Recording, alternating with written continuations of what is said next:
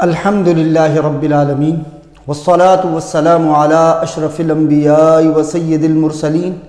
وعلی آلہ الطیبین واصحابہ الکرام اجمعین اما بعد فاعوذ باللہ من الشیطان الرجیم بسم اللہ الرحمن الرحیم۔ معزز و محترم سامعین و ناظرین، السلام علیکم ورحمۃ اللہ وبرکاتہ۔ حسب وعدہ اللہ سبحانہ و تعالیٰ کے فضل و کرم اور نبی اکرم نور مجسم صلی اللہ تعالیٰ علیہ وسلم کے صدقہ پاک سے، جیسا کہ ہم نے کہا تھا کہ محرم الحرام کے ابتدائی عشرے میں یکم محرم الحرام سے لے کر 9 محرم الحرام تک آلٹرنیٹ ڈیز میں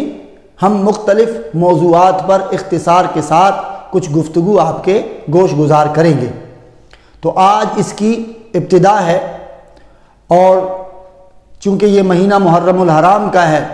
غریب و سادہ و رنگی ہے داستان حرم،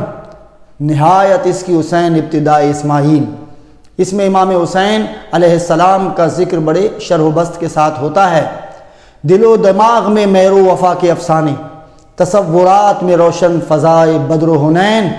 خوشا یہ اوج مقدر زہے یہ عز و شرف، میری زبان پہ جاری ہے آج ذکر حسین۔ آج ان موضوعات کے سلسلے کی پہلی کڑی کہ واقعہ کربلا کا تاریخی پس منظر، آج اس حوالے سے ہم اختصار کے ساتھ گفتگو کریں گے۔ کسی بھی تاریخی واقعے کی اہمیت کا تعین کرنے کے لیے ہمیں 3 پہلوؤں سے اس واقعے کا جائزہ لینا پڑتا ہے۔ نمبر 1 کہ وہ واقعہ کس کے ساتھ پیش آیا، دوسرا نمبر 2 یہ واقعہ کیسے پیش آیا، اور تیسرا یہ واقعہ کیوں پیش آیا۔ سب سے پہلے تو یہ ہے کہ یہ واقعہ کس کے ساتھ پیش آیا، اس کی ضرورت اس لیے پڑتی ہے کہ جو شخص اس واقعے کا مرکزی کردار ہوتا ہے اس کا مقام و مرتبہ اللہ اور رسول کی نگاہ میں اور اس عالم میں کتنا بلند اور کتنا بالا ہے، تو صاف ظاہر ہے واقعہ کربلا کا مرکزی کردار اور مرکزی شخصیت نباسہ رسول، امام عالی مقام، جگر گوشہ بطول اور نور نظر علی المرتضیٰ رضی اللہ تعالی عنہ، امام حسین رضی اللہ تعالی عنہ کی ذات پاک ہے۔ چونکہ وہ اس پورے واقعے کا مرکزی کردار ہیں، اور آپ کی شخصیت کے حوالے سے صرف 2 احادیث آپ کے گوش گزار کرتے ہیں جو ترمذی شریف میں موجود ہیں، تاکہ آپ کو پتہ چلے کہ حالانکہ ایسے سانحے واقعے اسلام کے پورے تاریخ میں وجود میں آئے ہیں، لیکن یہ ایک ایسا دل خراش واقعہ ہے اور ایک ایسا ثانیہ ہے کہ قیامت تک اس کا ذکر جاری و ساری رہے گا۔ اس کی وجہ یہی ہے کہ اس کی مرکزی کردار اور مرکزی شخصیت حضرت امام حسین رضی اللہ تعالی عنہ کی ذات پاک ہے۔ حضور اکرم صلی اللہ تعالی علیہ وسلم کا امام حسین رضی اللہ تعالی عنہ سے کیا تعلق تھا کہ حضور علیہ الصلوۃ والسلام نے واضح طور پر ارشاد فرمایا کہ الحسین منی وانا من الحسین، کہ حسین مجھ سے ہے اور میں حسین سے ہوں۔ اور حضور صلی اللہ علیہ وسلم نے فرمایا کہ میں حسین سے محبت کرتا ہوں، اور جو حسین سے محبت کرتا ہے یعنی گویا وہ مجھ سے محبت کرتا ہے، اور جو مجھ سے محبت کرتا ہے گویا وہ اللہ سے محبت کرتا ہے۔ ایک اور مقام پر حضور اکرم صلی اللہ تعالی علیہ وسلم نے فرمایا کہ من احبنی فلیحب الحازین، حسن و حسین کی طرف اشارہ کرتے ہوئے حضور علیہ الصلوۃ والسلام نے فرمایا کہ جو مجھ سے محبت کرتا ہے اسے چاہیے کہ ان 2 شہزادوں سے محبت کرے، یعنی حسنین کریمین رضی اللہ تعالی عنہما سے۔ امام حسین کی ہی ہستی وہ ہستی ہے جس کے لیے رسول کریم صلی اللہ تعالی علیہ وسلم ممبر چھوڑ کر آپ نیچے تشریف لے آیا کرتے تھے اور انہیں گود میں اٹھا لیا کرتے تھے۔ امام حسین رضی اللہ تعالی عنہ ہی وہ نواسہ رسول ہیں جن کو حضور اکرم صلی اللہ علیہ وسلم نے اپنے کاندھوں میں بٹھایا، اپنا لعاب دہن ان کے منہ میں ڈالا، ان کی زبان چوسی، اپنی زبان ان کو چسائی۔ تو اس لیے امام حسین رضی اللہ تعالی عنہ اس واقعے کے مرکزی کردار ہیں، اور یہ واقعہ امام حسین علیہ السلام کے ساتھ پیش آیا۔ پھر یہ کیسے پیش آیا؟ اس کا سبب ظاہر ہے، کربلا کا ریگزار کسے بھول سکتا ہے کہ جب امام حسین رضی اللہ تعالی عنہ وہاں شہادتیں دلوا رہے تھے،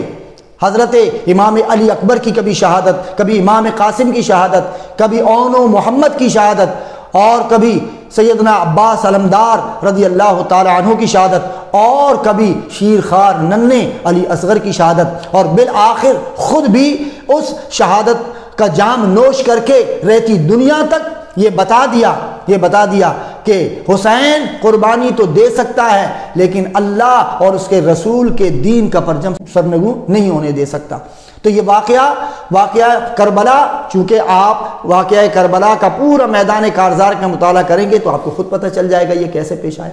اصل سوال یہ ہے کہ اس کا تاریخی پس منظر کیا ہے، یہ واقعہ کیوں پیش آیا؟ آپ اس کے پیچھے چلے جائیے۔ رسول اکرم صلی اللہ تعالی علیہ وسلم نے فرمایا کہ میرے بعد خلافت راشدہ وہ 30 سال ہوگی،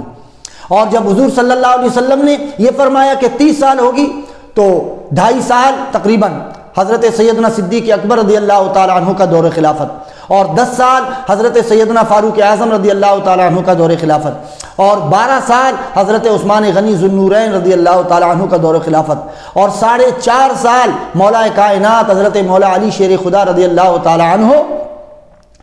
کی دور خلافت، اور 6 ماہ امام حسن مجتبی رضی اللہ تعالی عنہ نے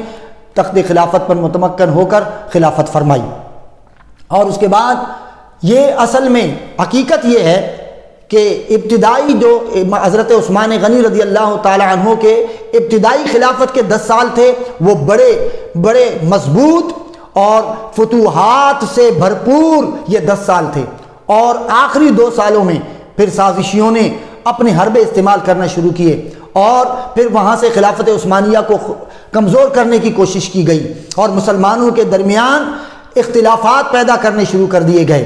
اور پھر اس کے بعد حضرت مولا کائنات حضرت مولا علی شیر خدا رضی اللہ تعالی عنہ جب عثمان غنی رضی اللہ تعالی عنہ کے بعد خلافت پر بیٹھے تو آپ کا تو پورا دور خلافت انہی سازشوں کا مقابلہ کرتے کرتے گزرا، اور یہاں تک کہ حضرت مولا کائنات مولا علی شیر خدا رضی اللہ تعالی عنہ مرتبہ شہادت پر فائز ہوئے۔ پھر دور علوی ہی میں یعنی خلافت علی المرتضیٰ رضی اللہ تعالی عنہ کے دور میں ہی جناب حضرت امیر معاویہ رضی اللہ تعالی عنہ نے ایک متوازی حکومت قائم فرمائی ملک شام میں، اور دمشق کو اپنا مرکز بنایا، اور یہاں تاریخ کے اوراق پر بہت سارے واقعات ہیں، لیکن حضرت جناب امیر معاویہ رضی اللہ تعالی عنہ کا شرف صحابیت ایک ایسی ڈھال ہے جو ہمیں لب کشائی سے روکتی ہے، مگر مختصراً یہ ضرور کہا جا سکتا ہے کہ حضرت امیر معاویہ رضی اللہ تعالی عنہ کا متوازی طور پر شام کے اندر اپنی امارت اور خلافت کا اعلان کرنا یہ حضرت جناب امیر معاویہ رضی اللہ تعالی عنہ کی یہ ایک اجتہادی خطا تھی، لیکن چونکہ انہیں شرف صحابیت حاصل ہے ہم کبھی زبان تان ان کے خلاف دراز کر کے اپنے ایمان اور عاقبت کو خراب نہیں کرنا چاہتے۔ اور جب حضرت امیر معاویہ رضی اللہ تعالی عنہ کا وصال ہوا تو پھر ان کا بیٹا یزید جو کردار کے اعتبار سے بھی انتہائی بد کردار تھا وہ تخت خلافت متمکن ہوا، اور وہ یہ بات اچھی طرح جانتا تھا کہ شاید اہل بیت اطہار کے ائمہ اور صحابہ کبار وہ میری بیعت پر راضی نہیں ہوں گے، اور جب وہ تخت خلافت پر بیٹھا تو اس نے سب سے پہلے مدینہ کے گورنر ولید بن عتبہ کو ایک خط لکھا اور کہا کہ امام حسین علیہ السلام جناب حضرت عبداللہ ابن عمر، حضرت عبداللہ ابن زبیر، حضرت عبداللہ ابن عباس اور عبد الرحمن بن ابو بکر ان کو بلا کر اور میرا خط دکھا کر، ایک روایت کے مطابق کہ میرا خط دکھا کر ان سے بیعت لو، اور ایک روایت میں ہے کہ اس نے براہ راست ولید بن عتبہ کو کہا کہ ان سے بیعت لو، اور اگر یہ بیعت سے انکار کر دیں تو ان کا سر قلم کر کے میرے خط کے ساتھ میرے دمشق روانہ کر دینا، چونکہ وہ بھی اچھی طرح جانتا تھا۔ اور جب ولید بن عتبہ نے جو کہ اہل بیت اطہار رضوان اللہ تعالی علیہم اجمعین سے عقیدت رکھتا تھا امام حسین رضی اللہ تعالی عنہ کو جب بلایا اور امام حسین رضی اللہ تعالی عنہ کے سامنے وہ خط پیش کیا تو امام حسین رضی اللہ تعالیٰ عنہ نے واضح طور پر یزید کی بیعت سے انکار کر دیا. اور کیوں نہ کرتے؟ کیونکہ امام حسین رضی اللہ تعالیٰ عنہ نے قرآن رسول کریم صلی اللہ علیہ وسلم سے سیکھا، اور وہ یہ جانتے تھے کہ وقاتلوہم حتی لا تکون فتنۃ ویکون الدین للہ، کہ جو دین دشمن ہیں، جو دین کے مخالف ہیں، ان کے ساتھ اس وقت تک قتال اور جہاد کرتے رہو جب تک کہ پورا دینی نظام اللہ سبحانہ و تعالیٰ کے لیے ہی نہ ہو جائے، یعنی سارا دین اللہ ہی کے لیے کیوں نہ ہو جائے. تو امام حسین رضی اللہ تعالی عنہ نے انکار کر دیا، اور یہ انکار کیا تو اس وقت مروان بن حکم جو اس وقت ولید بن عتبہ کے وہاں دارالامارت میں موجود تھا، اور امام حسین رضی اللہ تعالیٰ عنہ جب پلٹ کر گئے تو مروان بن حکم نے ولید بن عتبہ کو کہا کہ یہی موقع ہے، ان کو قتل کر دو ورنہ یہ پھر تمہارے ہاتھ نہیں آئیں گے. لیکن امام حسین رضی اللہ تعالی عنہ اس کے بعد وہاں سے نکل کر چلے گئے، اور حالات خراب سے خراب تر ہوتے چلے گئے. پھر اسی سبب سے امام حسین رضی اللہ تعالی عنہ کو وہ مدینہ چھوڑنا پڑا جو ایک حاجی حج کرنے کے لیے